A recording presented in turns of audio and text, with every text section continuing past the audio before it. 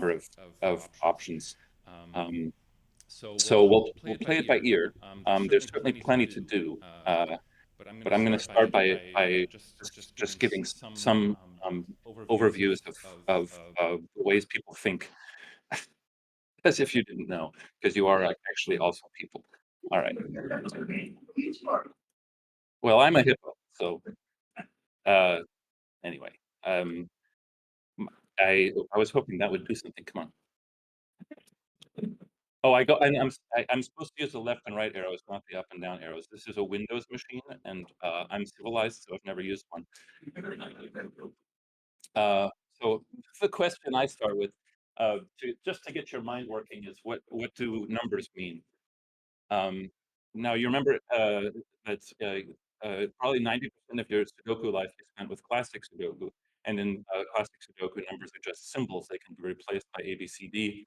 They can be replaced by your favorite fruit. Although fruit Sudoku is as far as I can tell, not fun. Because trying to keep track of whether you have a grape eggplant pair or a uh, grape jicama carrot triple in box 4 is just not more fun than using numbers. But numbers can also just be give a very limited information, or we don't care about the numbers other than that they're, for example, just odd and even. For example, in the Battenberg Sudoku, if you're familiar with that, we don't really care whether a 2 is a 2 as long as it's even. So the 2 could be replaced by a 4, 6, or 8, and it'll still be filling the rules. So numbers can be more than just symbols without necessarily being themselves. So numbers can be prime or not prime. Numbers can be high or low. They can be high, medium, or low. Modularity is another way that we can distinguish numbers, and numbers that are divisible by 3, like 3, 6, and 9. Those that are not quite divisible by 3, or just over divisible by 3, 1, 4, 7, and 2, 5, 8. You understand the concept of modularity. So numbers don't have to be themselves yet, and still maybe inspire new ideas. So beyond, oops, wrong arrow. Okay. Numbers don't have to have their value and still have meaning relative to one another. So numbers can be ordinal, like highest and lowest, first, second, and third. So thermometer puzzles are an example of a place where numbers are ordinal. Like this number is higher than this one, but I don't care whether it's a 2 or a 3 as long as it's bigger than 1. And I'm giving a less familiar example. So thermometers are on the left side. On the right side, I'm giving another example of something that I think not a lot of people have seen, which is called downhill Sudoku. It's a puzzle type in which the arrow says nothing more. The digits in that direction are smaller than the number in the cell. Okay, so a cell just to the right of the edge here, oh, you can see my cursor. That's terrific. Um, uh, this arrow here isn't giving me a lot of information, right? This could be a 2, and this is a 1, or it can be a 9, and this could be just about anything. So, but the the ones that become meaningful are the ones that are pointing at a lot of different digits. Anyway, this is a nice, unique solution, and as far as I remember, is quite a pleasant puzzle to solve. But the thing I want to stick to right here is that you can come up with a new variant in which, again, the values of the numbers only have any meaning relative to one another. That's how I think of thermometers, not just the numbers must increase from bulb to tip. Just this number has to be higher than this one. That can take on various forms. So what's my next slide? Yeah, this is a really good example of a type of puzzle in which numbers only have meaning relative to their neighbors or relative to one another. This is a type of Sudoku by Neelam called Mountain Sudoku. Neelam isn't here, is he?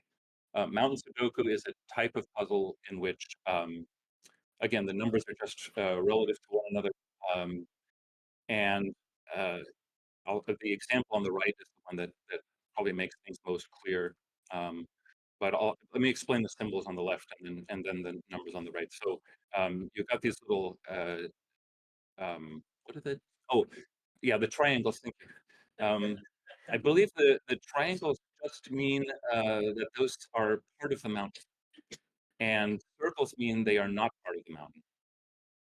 Um, and your goal in solving the puzzle is to find the peak of the mountain, which is going to be the 9 in box 5, and everything that's part of the mountain is going to be descending from that 9. So there's always going to be in those gray digits you see, that is the mountain. The numbers descending from that from the peak, uh, they're always going to have some number that is lower relative to that peak, as you see in my cursor.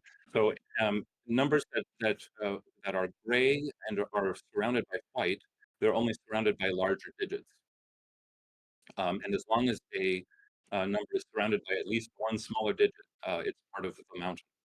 And circles just mean these digits are not on the mountain, are not part of the mountain, and triangles mean they are part of the mountain. I was going to say that means that they're at the bottom of the mountain, but that's not quite true because you can see this 2 has a smaller 1 next to it. Okay, and as I say, this is again a puzzle where the numbers are all just relative to one another. In other words, they are ordinals. Um, this is uh, a type that I created in which again, the numbers have ordinality, but they also have parity. This is what I call top-heavy Sudoku, and I'm not sure if it links to a puzzle. No. Yeah, it just looks like a normal classic Sudoku. It's not solvable as a classic Sudoku. Uh, but you can try if you like. I'd be interested in your results. But the only rule that's additional to it is that if two digits that are vertically adjacent are of the same parity, then the upper one has to be larger than the lower one.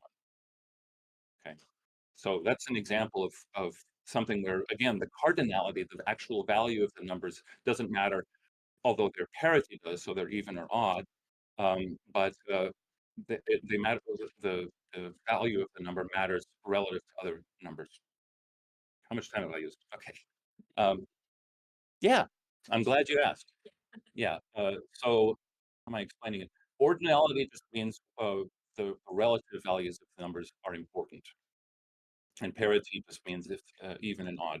So here, the numbers don't have a cardinality. That is, the number 7 doesn't matter except that it's higher than 5 and lower than 9. Um, but uh, but the fact that it's odd is going to affect what you can do with it. So this 7, for example, that since we're on it, um, the number above it can't be a 1, 3, or 5, um, and it can't be a 9 because there's already a 9 in the box. So you know that this number has to be even, right? And the way to break into it is to look for situations like that. So I mean, you can imagine. Oh yeah, here's one. So this 8, uh, it can't have a larger even. It can't have a lower even digit above it. It can't be a 2, 4, or 6.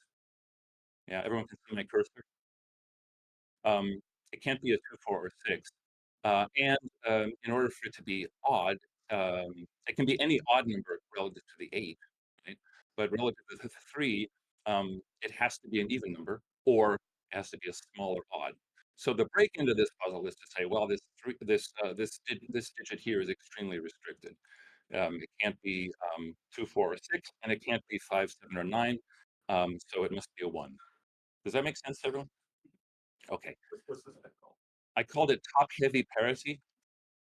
Um, the notion of top-heavy Sudoku just as such also exists, where if a number has e- uh, every number is sorry,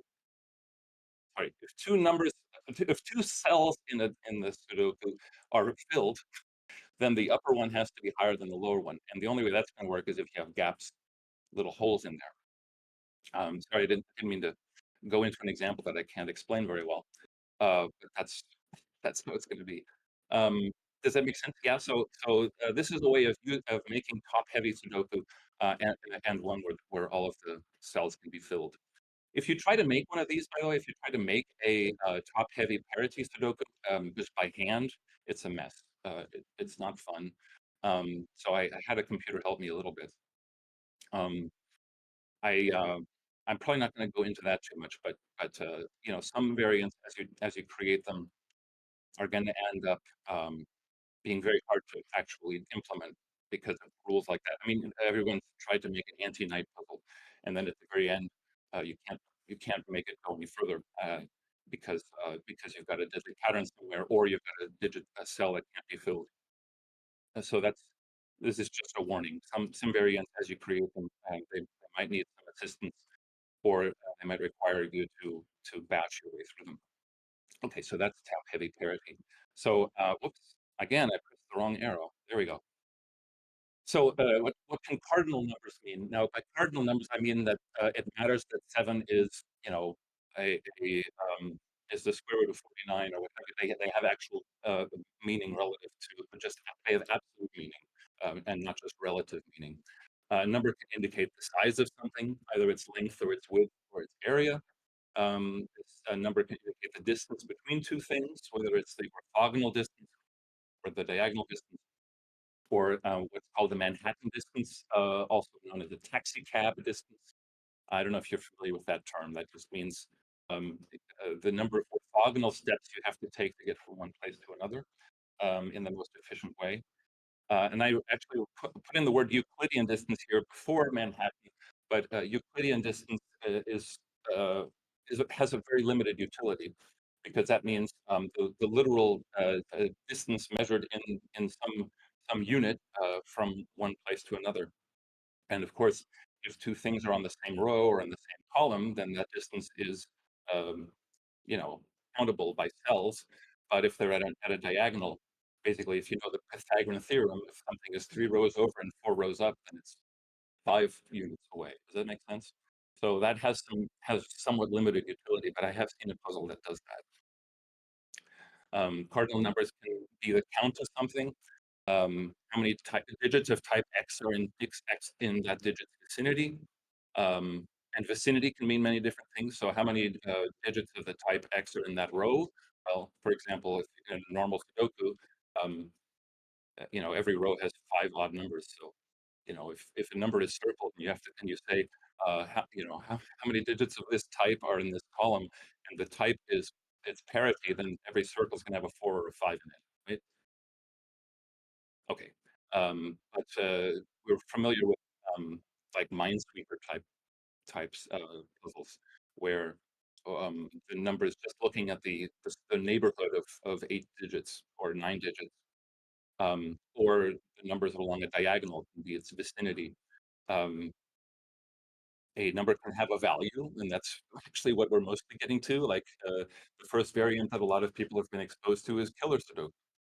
Um, and in killer Sudoku, you're creating a sum of the values in a specific cage.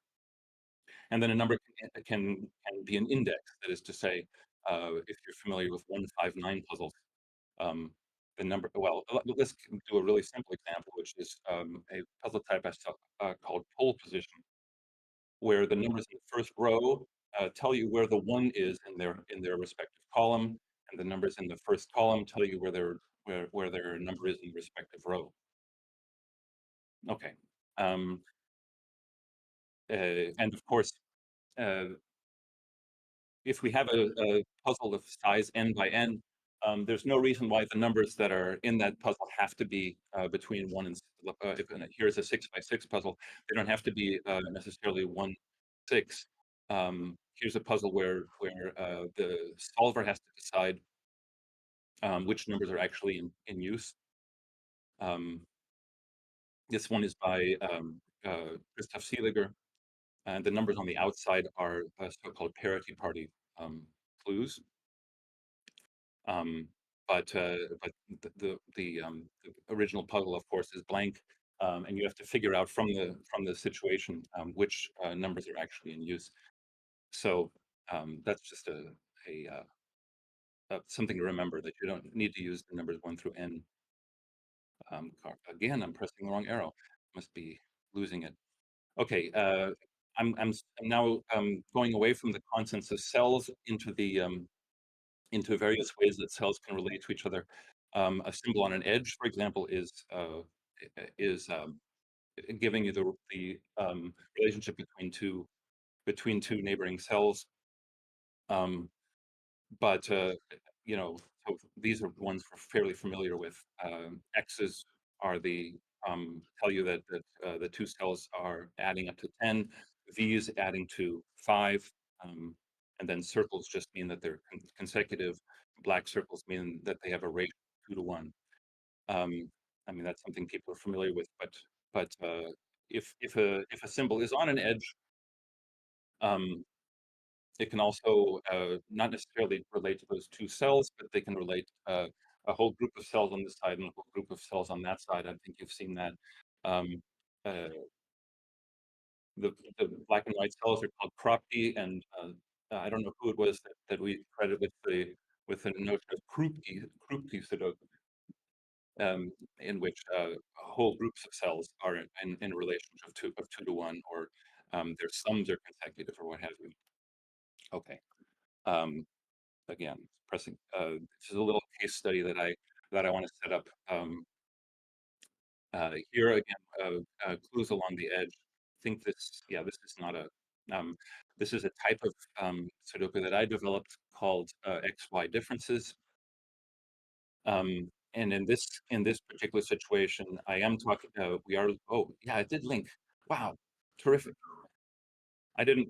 I wasn't sure that was going to happen. Okay, so now I don't know how to use this machine. There we go. So these two, the way XY differences work is that any two cells that are vertically adjacent and have a diamond between them, that means that the difference between these two cells is equal to the top, the value at the top of the column. And if they are horizontally adjacent, then their difference is the number at the left edge of the column. Okay, and in this particular situation, negative constraint applies. That is to say, anywhere where that diamond is not present, then that difference cannot correspond. So, if this number is a 6, and this number is a 3, wow, the keyboard works. Then this digit can't be a 9 because there's no diamond between them. I mean, everybody knows what a negative constraint is, I guess, but just in case you don't. So that is not allowed because of the so-called negative constraint. Okay. So I don't know now how to get back to my presentation because again, I'm civilized. Shoot. What's that? Alt tab? Alt tab. Who would have thought of that? Ah, all right. That's. Did you say alt tab? How about alt arrow? No. You're in a browser tab. What's that? You're in a browser tab, so we can just close the tab with, Close it. or we can just, All right. we can exit full screen. Sorry, everyone. There we go. Yeah, a bit of theater. Thank you. Yeah, This is where you were? That's Or, where I was. oh, it's, I'll find my way. you'll find your way? All right, we'll get you back in full screen here. Thank you. Thank you, Rank. I want to say thank you, Ranks. He was not expecting to have to volunteer. Okay. I'm almost done. I was going to go through symbols on edges, symbols on corners, which relate to the four cells surrounding them, and I'm trying to get through this quickly so that we can get to the meat of this. It's a way to get back to full screen now. Yeah, I know. It would be awful. Oh, yeah, it's like alt F. Oh, function F11, right? Function F11. I've been doing this for years. Oh. Yeah, here. Glop, glop, glop, glop. Okay. Yeah, we got there eventually. Okay. Yeah. So here, this is a quadruple Sudoku. People are familiar, I think, with quadruple Sudoku, and I'm just going to mention two other ways that these corner symbols can be used. Quad sums is something I just happen to be very fond of, and I don't see a lot of. And if you a quad sum symbol just means that in the four surrounding cells, one cell is the sum of the other three. So I'd like to see more of that. And then Hawk Sudoku is a variant that I think is probably famous because Fistemafel created a clock Sudoku, which Simon never resolved. It's one of the handful of Fistemafel puzzles that Simon didn't bother to try to solve because it just didn't know how to get into it. And clock Sudoku, just to too much context. All right. In clock Sudoku, there are three different situations. Either the numbers are increasing in clockwise order, they're in counterclockwise order, or neither of those two.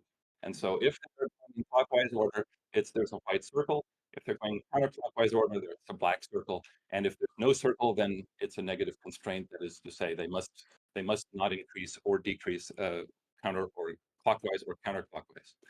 Um, has some limited utility, but what can you put on a corner and what does it mean? That's really the question that we're getting at. And then I was going to do one extra bit here. Now I have to scroll through these. So I was going to talk about border clues. Everyone's familiar, I think, with sandwich clues. Otherwise, you wouldn't be here. Or X-sum clues. So I'm not going to go into that too much, but I'm just giving you two sort of somewhat random examples here. Um, uh, the border clues. This on the left is a puzzle by Richard Stolk from his Sudoku variant series, and this one is called Even Sandwiches. It gives the sum of the digits in its row in the respective row or column, the sum of the digits that have even numbers above and below them. On the right is a puzzle of my own, in which the numbers are parity party, and the arrows are Rossini clues. And Rossini is a type of edge clue where if you see an arrow pointing into the grid, numbers are increasing in order in that direction. If it's pointing out of the grid, then the three numbers are increasing toward the edge of the grid. And if there's no arrow, then neither of those things pertain. So the middle digit has to be larger or smaller than the outer two. Okay, but what I want to get to is border skullduggery. These are we're using border clues, but we're using them in a way that is a little bit diagonal to their intent. This is a puzzle by Spartacus, where he puts Kropke dots on the edge of the grid. There's one Kropke dot inside the grid, actually two, but he's given himself the challenge of putting as many of them on the outside of the grid as possible, and none in the middle. And here, I think in this puzzle, the numbers outside the grid are numbered rooms clues, or maybe skyscraper clues. I don't know, but that's a possibility where um, uh, the only hints you're giving is to the relative size of the outside clues. And then the puzzle on the right, this is just an example of a puzzle that Mark Sweep developed, or Frostini. The puzzle has the unfortunate name Food Killer, and I don't think he's even very proud of that particular title. But the way this one works, just kind of an interesting inspiration. The numbers with the arrows here are so-called little killer clues. They give this, in this case, the sum of the orange digits, and in this case, the sum of the blue digits. But the outside clue actually grabs a number on the other side, which I'm calling the yonder sandwich clue. The number in parentheses, it's basically giving you the sum of the digits between the lowest and highest number in the row, namely 1 and 6. So this 4 means the sum between the 6 and the 1 in row 6. And this 11 is the sum of the digits between the 1 and 6 in row 3. and the little killer clue goes ahead and adds that adds that value to the to the to uh, to the little killer sum. Okay, so you're not just adding the numbers in the grid, but you're actually also adding the number that's just outside the grid. Uh, the puzzle itself, I didn't put in Frostini's actual puzzle because I think the example is a little bit easier to understand, but it's a nice puzzle with the unfortunate name Food Killer. Okay, and now I have to scroll again. All right. So uh, this is, oh yeah, so we had in these examples, we had inside clues that are put on the outside. And I just wanted to give you a couple of examples of things where the outside clue is put on the inside. So I'll skip the one on the right, on the one on the left in interest of time. The one on the right is by Kolot, and I don't think it's a link. That's okay. And in this particular puzzle, this is an X-sum inside the grid puzzle, which I think you would enjoy solving if you gave it a chance. Um, each of the inside clues here is a two-digit number or a one-digit number in one case. But if these two-cell, I call them lozenges. If these lozenges, they're two-digit numbers. If they're horizontal, then they are giving you the X-sum clue in that row. And if they are vertical, then they're giving you the X-sum clue in that particular column.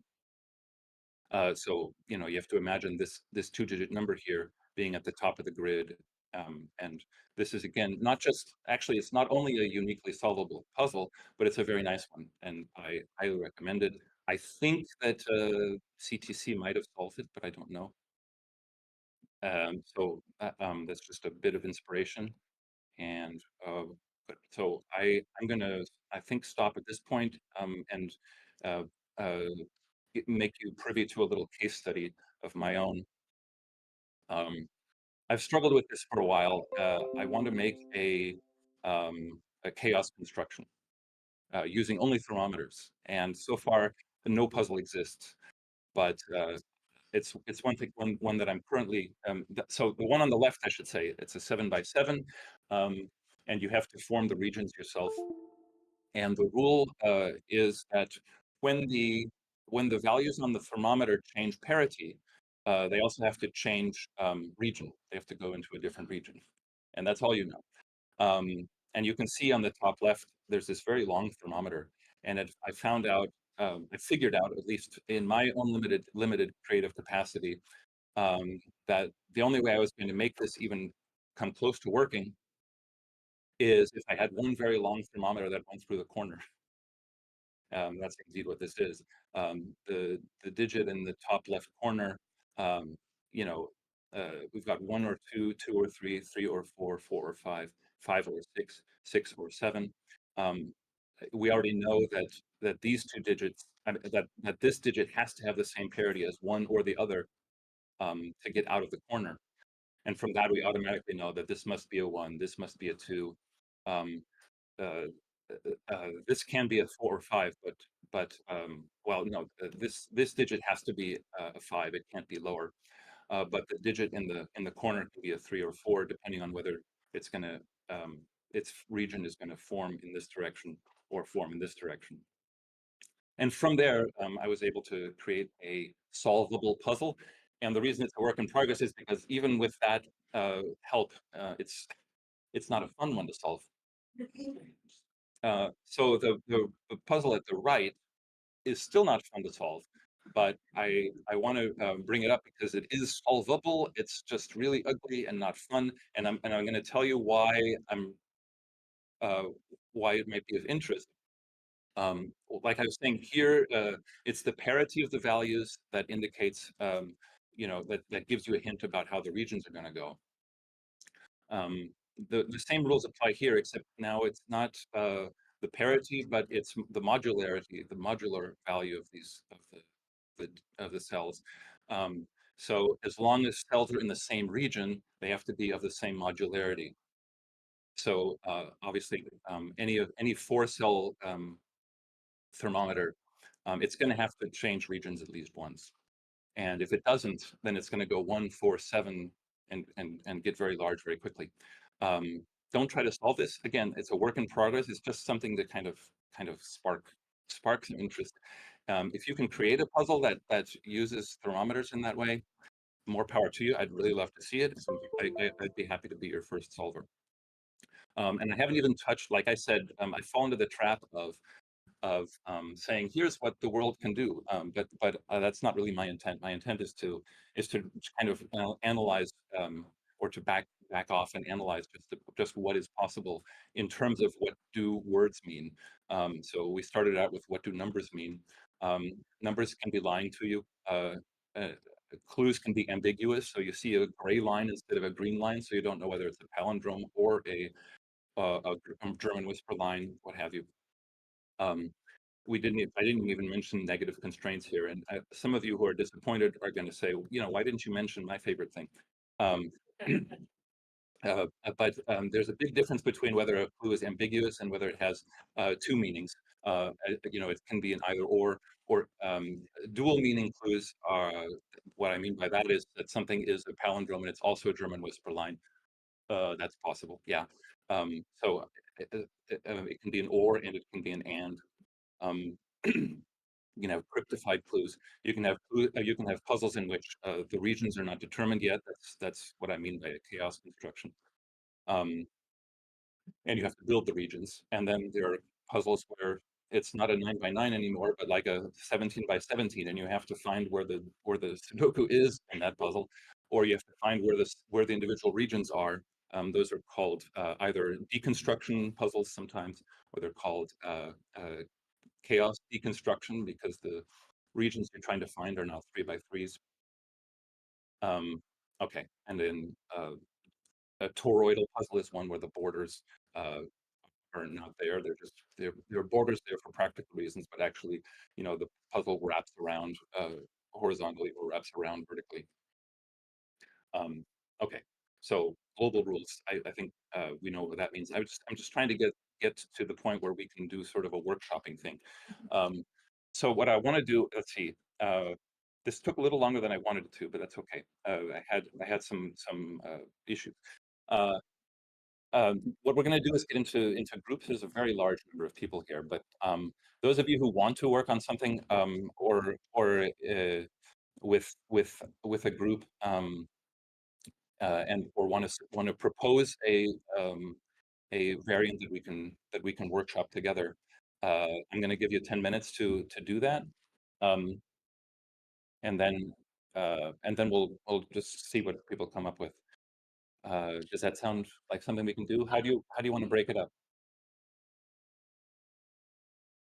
Just to compare notes, to form groups, and think about how you and propose a variant that we can look at together.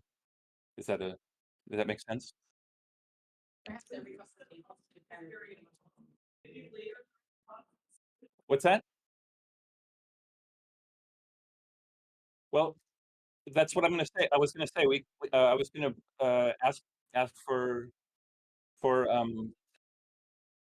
new ideas. That we can. What? Oh, I see. Oh, is that what this is? It's like an announcement. All right. Yeah. Yeah. So look at your schedule. There is going to be an opportunity to create so-called snack doku, which are small puzzles, usually 4 by 4 or 6 by 6. Um, but I was going to say what we can do to just keep this going, and I don't want to, so that you're not kind of necessarily huddling amongst yourselves, is we can build a new variant together. But I would have to, like, the idea is not that I'm gonna stand here and come up with things, because that's what this was for, this last slide about the thermo, um, that I'm still struggling with, making a nice puzzle out of. Again, if somebody comes up with one, that uses these rules, I would love to be your first solver. But the point is, I want to elicit ideas from you. So that's what workshop means. I was asked to do a workshop. How should we do that? Are there any variants or questions or things that you want to discuss? Again, I said it like it's not a lecture. Sven, Look, this is just like a to-do list for me. for you?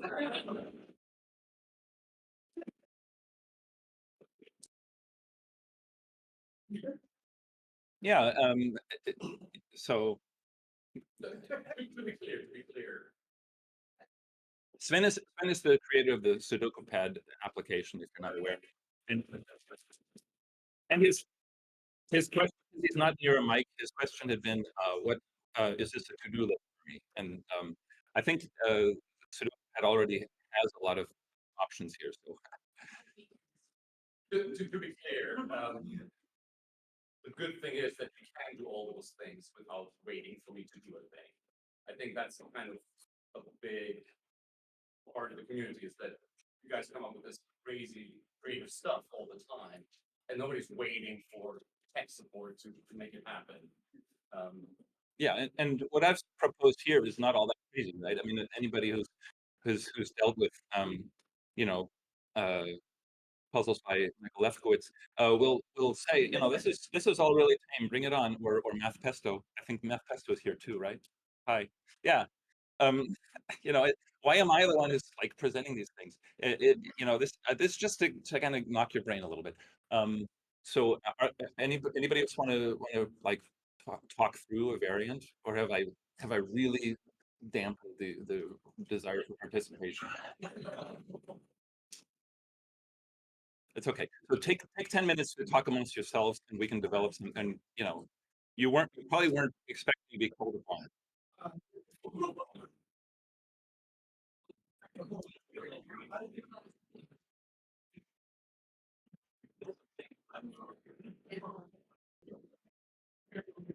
Okay, can I have your attention, please? It's never a good time to interrupt people when they're being creative. But we want to be able to use this time in a productive way, and it's very realistic that we won't get through more than one or two of these possibilities. Does anybody want to send a delegate up to the microphone here to suggest something? Obviously, this would be more productive in a group of 10, but we're a group of 110. So, yeah, please. So we talked about With the thermos, right? and is negative point where you've got some lines of the and a rule that no other line of a given line can go. Cool. Okay, so let me make sure I understand that, and everyone else does, because what's that? To summarize for them if you could. Oh, they can't hear that, Mike. Okay, yeah. The idea was thermometers. Thank you. The thermometers with a negative constraint. That is to say, um, ooh, I'm not sure I completely understood it, but if the tip of a thermometer probably needs to be surrounded by digits that are smaller than itself. Is that what we're doing? Okay. Yes. I am going to. That does exist. It would be some. You'll be. Sorry. I'm probably not. I don't have any bookmarks on here, so. But I'll have to. Oh, you know what? Forget it. Let's pretend it doesn't exist because we want to be workshopping. Um, and yeah, and it literally doesn't matter whether it exists or not. But let's add thermometers to here. Okay, um, so here is a thermometer. And I'm wondering, yeah, thermometers are going to be by their very nature shorter than usual. Um, are we saying that the bulb of the thermometer is also smaller than its surrounding digits? Great thermometer, a real live thermometer, not necessarily. We're just saying that there could be a different additional 4-cell thermometer pointing off the same bulb. But Wow. but you could go up if that thermometer goes 1, 2, 3, 4. You could go 1, 3, 1, 3, 5, 2 down to the southeast. Right. So we're talking about thermometers. I'm just repeating for the live stream. We're talking about thermometers, all radiating, like imaginary thermometers radiating from a single bulb. And the constraint is that only the thermometers that we see are going to work, and there's no other way. Like if this thermometer is in the grid, then there's no way to draw another thermometer going in another direction. Hey, behave. It's not behaving. Right clicking instead of left. Oh, it's like barbarism. Like that, because, sorry, let me make sure I understand. Because this thermometer is in the grid, for example, this thermo doesn't happen. Okay. Yeah. Okay, I understand. I think. And no other thermometers that place else off any other respective bulbs either. Okay. So my at first blush, my instinct is to say that this is going to be hard to implement because you know, even if you restrict yourself to just straight thermometers, I don't know if you said that, but even if you restrict yourself to straight thermometers, um, right now there's one of length 4 here. It's totally arbitrary, right? Uh, if how many you're going to have three straight thermometers coming out of every corner. Um, you're going to have 3 coming out of any of these cells. Oops, go away. Coming out of any of these cells, you're going to have, well, not that one, but coming out of these cells, you're going to have 3 different straight thermometers, and out of these, and maybe out of this one as well. Yeah, Did you say that everything. a certain length? So that it can't be, you could have 3 cells that would work as a thermo, but if we're saying our number's 4, you can't have 4 or 5 that would work as a thermo unless it's already in grid. And we agreed that this was going to be basically impossible to set. Okay, you've saved me the trouble of walking us through that, because I don't think it's impossible to set, but I think it'll be very hard. And the reason I'm here maybe is because I can give you an example.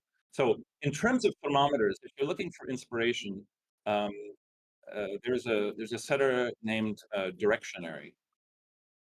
Hold on, come on, be nice. There's a setter called Directionary who created a whole series. Created a whole series of puzzles with different thermometer variants. I think he's at 47 different ones now. And what I'll do, so there's a Discord chat, at SudokuCon chat room dedicated to this particular um, talk, and I'll just post, if I haven't already done so, I will post that that link in here. Hello, let me try this. See if I can get to the Discord. Yeah, See that. not everyone can see it. Yeah, you should. People should join the Discord server. Okay, let me just find it. Yeah, I understand what you're saying. Okay. Yeah, then I'll figure out another way. Here's what I'm going to do. I'm going to send it to a more visible channel. Stand by. Okay, maybe I'll do that after then. I'll do that after. So Directionary is the setter, and he's compiled a list of thermo variants, some of which are very interesting. And I should step back and say, inspiration for new variants is not going to come from this talk. I mean, it's going to come from looking at other people's puzzles. So Directionary made 47 different thermo variants. Rocky Road, I think you've maybe heard of him. If you haven't, it's okay. Is a big fan of sandwich puzzles. He has made a pile of different sandwich variants. He's a math teacher, excuse me, and they tend to be very mathematical, but not all of them are. So I'll post some helpful links. So let's see. Are there any other people want to present an idea? Yeah. But you can talk into that mic, but it Yeah. doesn't matter because the live stream can. So, we have so much data already have constrained time. Sure. So I thought it was very easy to say yes, so yeah, that's good. He recommends circles and cells that are ambiguous high low. Okay. So Is this a 9 by 9? yes, Okay. except he has the constraint with the circle digit function as well.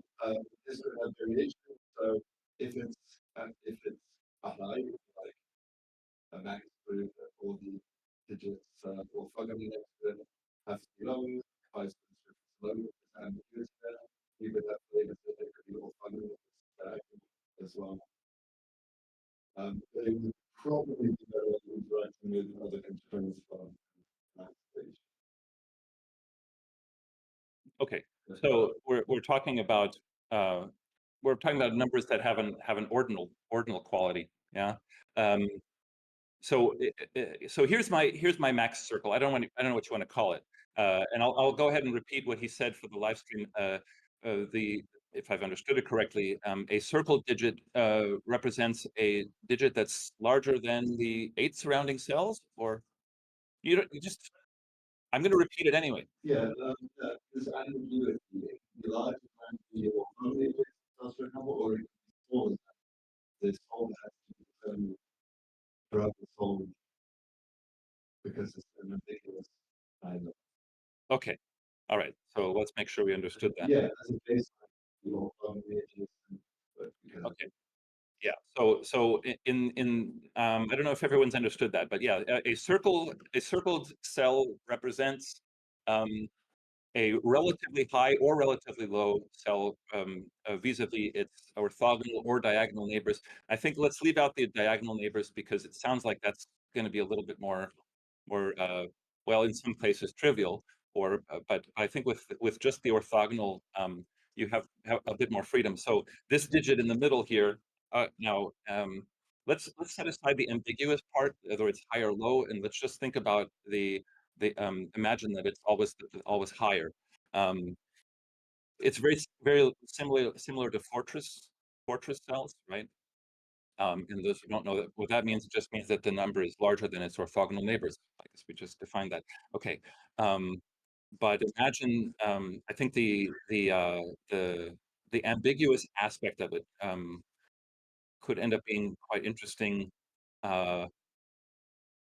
So yeah, the first thing to note is that stop that.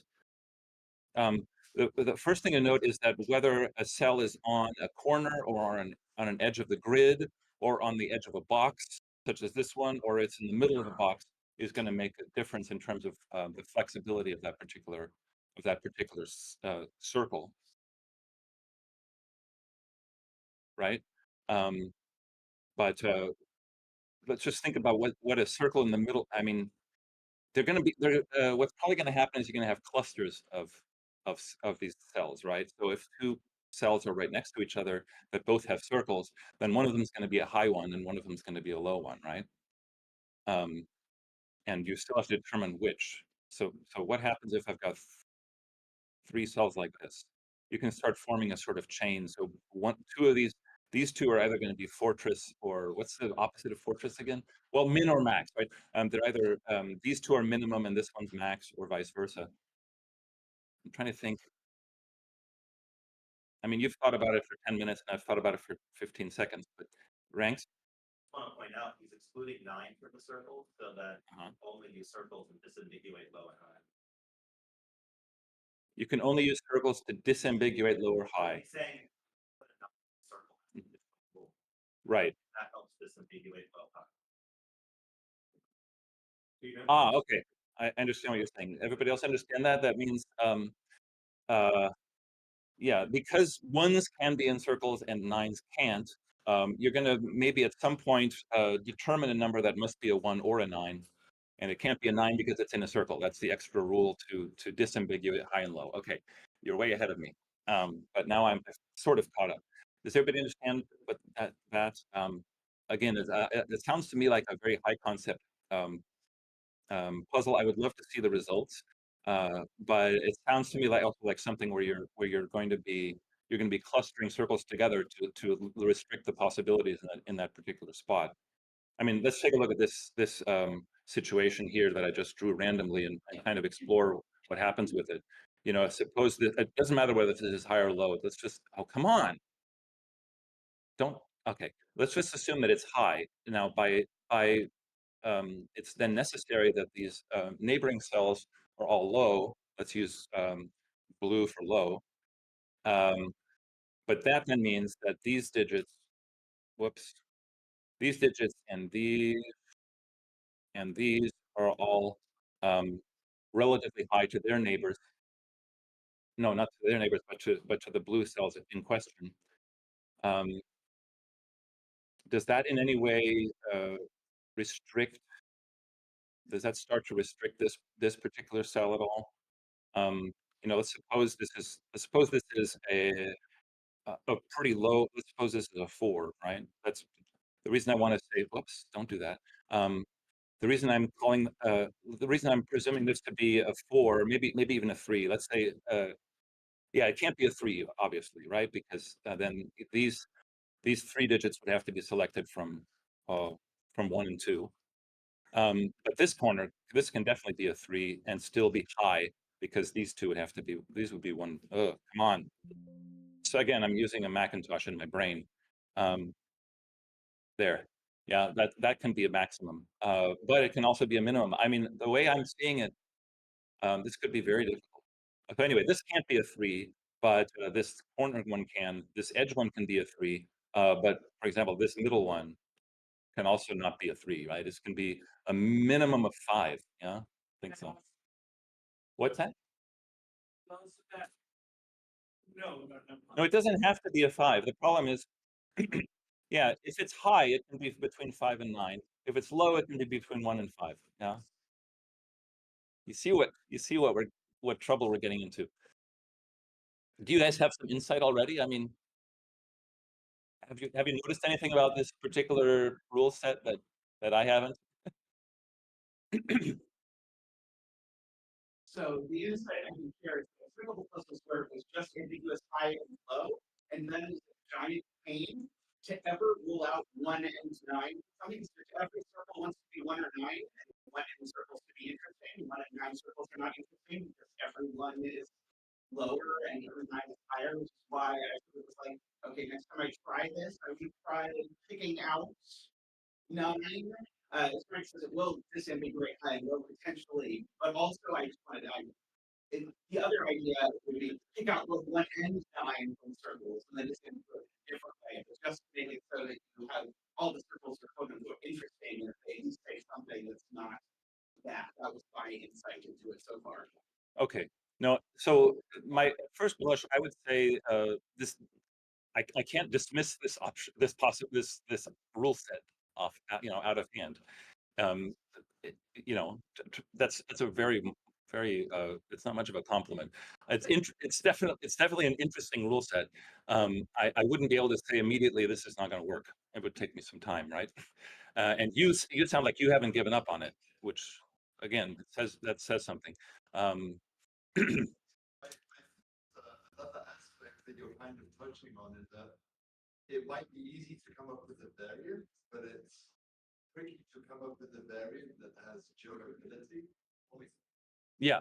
Because like 159, like when 159 first popularized, it's like okay, but then once you've done like 1 or 2 159 puzzles, you've kind of done all of them. And I know this because when 159 first came out, it was like these are the next big thing, and then a week later he was like, I'm tired of it.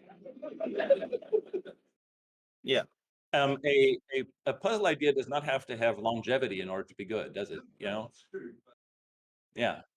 Yeah, some of these puzzle types, like I don't know, I have a similar idea which I call beachcomber. I think it did show up on CTC, and it was one of the few where Simon in the description of the video said, "I never want to see this again." Will I be able to find it is the real question. Let me just go. This really isn't about me, so I'm gonna I may just break off this particular inquiry real quick. Oh, stop it! Machine. I'm blaming the machine again. Uh, yeah.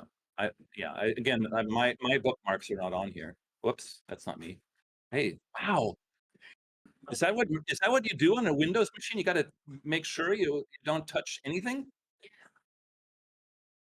All right. What's going on here? Why is it only showing these two puzzles? Okay. I put it. Oh, thank you. User error.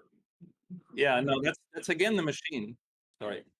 Look, uh, don't be glum. Okay. This is maybe a teachable moment. I hope it is because that's why I'm here. Okay, that's a little better. Yeah. So this is a puzzle type. I think this puzzle is very nice.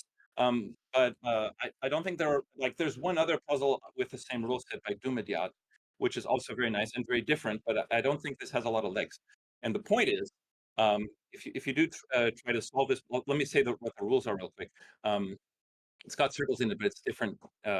A circle digit it counts the number of digits smaller than itself orthogonally, and any digit larger than itself is going to block the vision. So I'll just show you what I mean by that.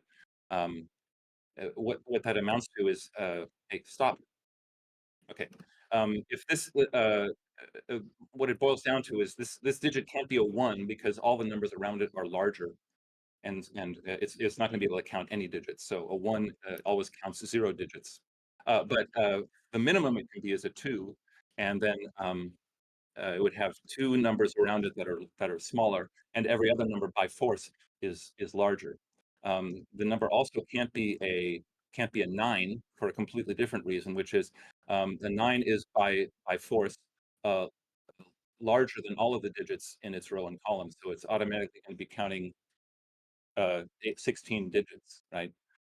So beachcomber is cool because 1 and 9 can't be in a circle. But 8, for example, can. If I have an 8, let's have an 8 here. That is possible because it can be bounded by 9s on, well, not here, but and I'm not going to say why, but it can be bounded by a 9 on this side, and then I've got 1, 2, 3, 4, 5, 6, 7, 8, and a 9 here. But they can't have a 9 in a circle, but you get the idea. So that 8 is valid. So this is just an example of a rule set that I don't think has a lot of legs, but doesn't make a bad puzzle. So you've learned one thing today. I'm sorry. Okay. Any other variants we want to discuss or propose now that I've shot down 2 lovely ideas and created an environment in which nobody wants to talk? Go ahead. Okay. Yeah, So I see it. um, thinking about this, we have Dutch whispers and German whispers. Has there ever been puzzles that have unreal whispers where you have a bunch of different lines and one of each different type of whisper, and you have to determine which line is which? Yeah. Yes. Well, okay. So that does work. There is somebody made a puzzle that not only has that type of rule set, but it's also kind of thematic. It's sort of a around the world type puzzle. You remember? Does anybody remember the author? Um, uh, okay, okay. Do we want to look it up? I don't want to take away too much time, but yeah. Are you sure it's Star Origami? Okay, yeah. And in that puzzle, let me see if I can figure out a way to find it. Again, I don't have my bookmarks, but we'll just be quick. Come in here and replace this with Star Origami. Ooh, hi. I'm taking a big risk coming up to the microphone. Okay. When my daughter said there's a SudokuCon in Boston, I said, hell yes. Okay. Because she knows how to do this. Hi. So, I look at this as a pattern recognition system. Mhm. And it has applications not beyond this puzzle, the other pattern recognition systems, I'm a biologist. I can put in these different domains. And those have specific rules. And if you really want to understand how to look at a new puzzle, you have to understand the cheaters in those systems. Those individuals that like the movie number 9. The cheaters? That's a cheater. Or who else here collects puzzles that have 2 solutions? Thomas Snyder over here. I certainly do. Okay. Well, I'm also a scientist. I also study. So if you study those puzzles, those are cheaters because there are 2 solutions to a puzzle. And understanding both solutions can lead you into a new thinking of how to actually create a new puzzle. So if you're trying to look at a new way to create a new puzzle, I suggest that you look at other pattern recognition systems, biology, and music or painting, and try to understand what people are trying to do beyond those rules. Because we have specific rules, and I understand the rules of the system. And if you apply those simple rules that you talked about earlier, there is one cell in a 9 by 9 grid that is the rate limiting step. And if you can solve that one cell, the rest of the puzzle solves itself. Right? Yeah. So that's you have to understand. So that's where the 2 solutions of the puzzle come in play to understand how that one cell is actually the rate limiting step in solving the puzzle. Are you talking about two solutions that have completely different content, or ones where there's just a couple of puzzle where you can actually work in 2 different ways and solve the puzzle with 2 different strategies. two different approaches, but there's 2 different number systems that actually are in the grid. So I think it means 2 very different solutions. Does anybody else Almost similar. solve these puzzles? I don't, because they're very rare. So you mean not just a single different pattern? Not just a single pair of cells, like or the cells that could be 1, 2, or 2, 1, but it's more complicated than that. I think we should do that because when you solve it both ways, the numbers that are in the cells are different. Right. right. So they fulfill the constraints, but they're completely different solutions. No, there are similar cells in both solutions, but if you look at the total pattern of the numbers that are in those cells, which are just variables, they're different. And that's a cheater. So that somehow somebody came up with a way of creating a puzzle that can have 2 different solutions. Mm-hmm. That's what she said. Okay. Um, Yeah, I'm trying to. There is one puzzle that I'm aware of where you have a deadly pattern across the entire grid, a binary universal grave across the entire. But yeah, I won't be able to come up with it in a brief. Please come and talk to me later. I'd like to know who that guy is. Same digits to get 1 through 3, resulting in 2 different puzzles with 3 different difficulty endpoints. Cam, yeah, there was one created by a guy named Cam, where you choose the central digit, and if it's somewhere between 1 and 6, if you put a 6 in, it's a very difficult puzzle. If you put a 1 in, it's a very easy puzzle. That's yeah. I think that might be the one I'm referring to. Yeah. Did you want to give a suggestion? Sarah, this There's a lot of cross chatter. I'm having trouble focusing. Can we be quiet, please? Can we talk about it later, guys? Can you talk about it later? Thanks. Go ahead. this may be too simple, but for the time remaining, what about a 6 by 6 where indicated edge numbers must sum or multiply to 6? Indicated what numbers? Edge. Okay. Numbers also. Imagine a 6 by 6 grid in which the edge numbers. So, are you talking about any domino around the edge? Probably outside the grid. It's like a wraparound, like a toroidal. She said indicated edge numbers. So you have to Like the property where you put a dot or something in it. Okay. Have to be contiguous. So orthogonally neighboring cells outside the grid then? Wow. Can you read it? One grid and, sort of three column one grid. And say that those two have to add and multiply six. something like Three that. column, these two have to add to 6? Let me just, right, so, what if I was 6 by 6 for indicated edge numbers must sum or multiply to 6? Okay, so But I mean, so we have to pick how we are going to indicate those edge numbers. okay, so something like that, a symbol, whatever, it doesn't have to be a white circle, but a symbol just means that the digits neighboring that symbol either multiply or sum to 6, right? Okay, okay. It has a lot of similarity with what's the importance of them being along the edge? It Can't doesn't say. can't they just, who's she? Just a person, Six. friend? Okay, great. I don't see why it can't just be in the middle as well. And so you immediately get, or not immediately, yeah, immediately I think of things. But you immediately stop. Go to the numbers. Come on, click. Okay. So let's just focus on one domino. This is a type of domino Sudoku, right? It involves 2 digits that are orthogonally neighboring. You have a pretty limited number of possibilities, right? Hope I'm not doing. I have to click on this by hand because I don't know how. Right. This can be either a 1-6 pair multiplying to 6, or a 2-3 pair multiplying to 6, or if they're adding, it's either a 1-5 pair or a 2-4 pair.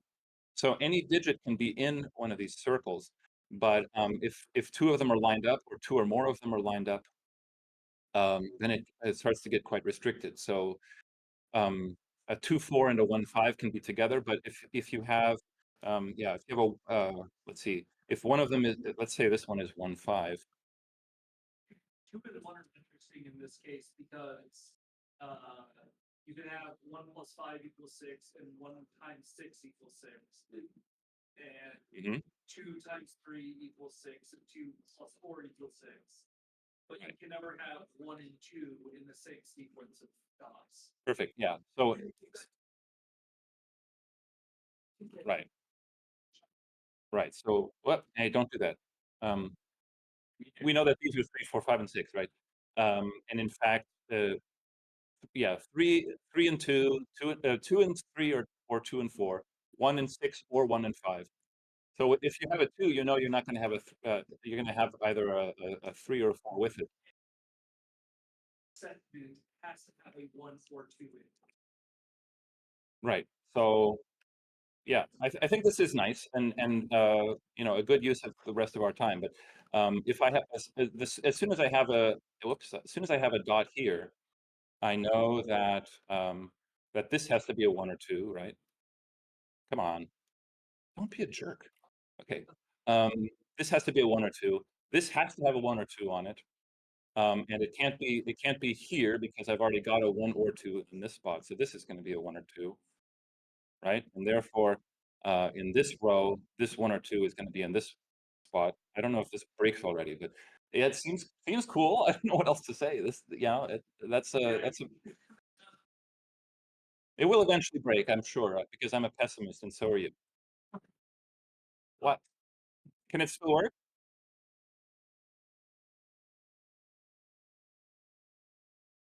Any color? Yeah, sure. These two are the same. Uh, green. This is. Oh, what? This? Oh, okay. Because these two circles require 1, 1, and 1, 2 between them. So I can't put a 1 or 2 in here.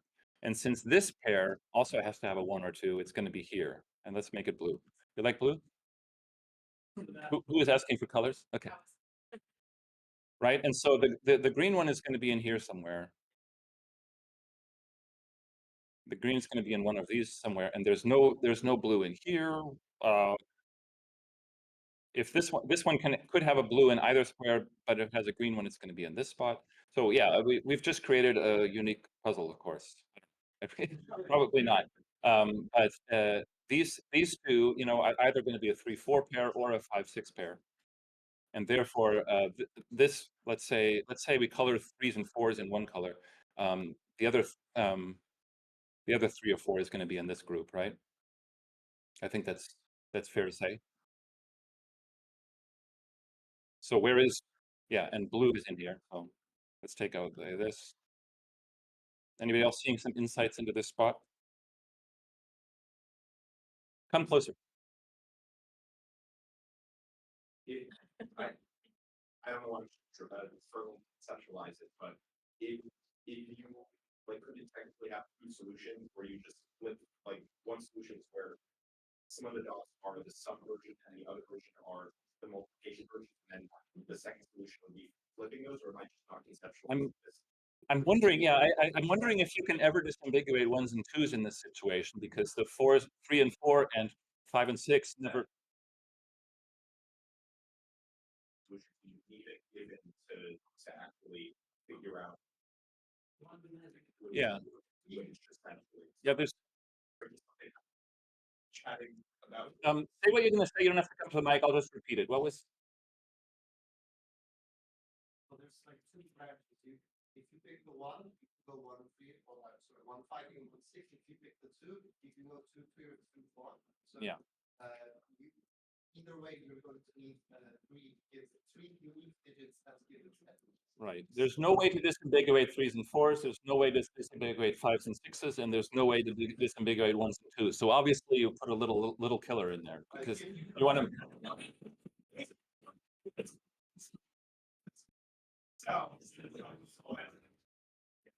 So, sorry. Also has the same property. That will disambiguate in certain. Okay, let me see if I can follow you. So a corner cell with 2. So, on a corner. So like Oh, it's like this. Not all 4. Okay. Stop. I'm trying to take this away. There. Okay. So, hang on a second. Typically be forced to be multiplication. I think James Sinclair did a puzzle similar to this in the Sudoku developed, but the advantage of that is you had the forgiveness to work out the puzzle. I think it was something similar to this. Right, what I've drawn here is impossible, right? Yeah. Box 3, 4, 5, 6. You've got a circle right there. Where those happen. 3, 4, like here. Yeah. Around here. I want to delete some things. Okay, here we go. Again, I'm working with a weird machine that I've never seen before. So you're talking. So let's add some again, like this. One at a time. You what? This. It's in the in the intersection of 2 lines.